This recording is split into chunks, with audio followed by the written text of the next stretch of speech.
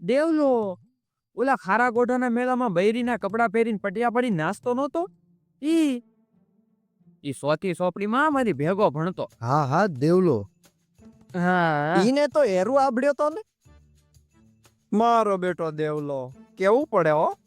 હા હા ઈ જ દેવલો સ્વર્ગમાં અપ્સરા થયો છે. તો મેં કીધું હે દેવલા તું આયે ક્યાંથી? તો મને કે બાબુભાઈ તમારું નાક લૂછવા આવ્યો છું. મારું નામ હવે દેવાંશી છે. હું સ્વર્ગમાં અપ્સરા છું. પછી પછી પછી શું ચંદુભાઈ, દેવલો માળો રૂપ રૂપનો અંબાર લાગ્યો.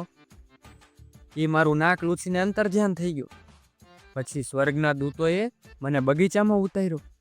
ઝાડ, વેલા, ફૂલ, હા આપણું તો કઈ મન ડોલી જાય હો ચંદુભાઈ. અને પાણીના ફુવારા ઉડે તો કઈ મગમગાટ આવે. પછી ચાલતા ચાલતા અમે એક મોટા મહેલમાં દાખલ થયા. નાચ ગાન ચાલી રહ્યા છે. ઇન્દ્ર રાજા બિરાજમાન છે. પણ જેવો હું અંદર દાખલ થયો,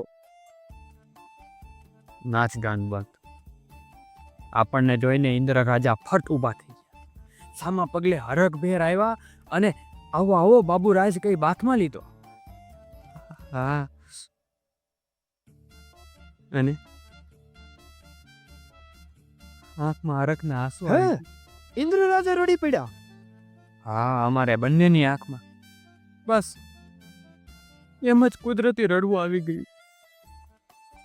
પછી ઇન્દ્ર રાજાએ મને એના સિંહાસનની બાજુમાં બેસાડ્યો અને ફરી નાચ ગાન શરૂ થયા.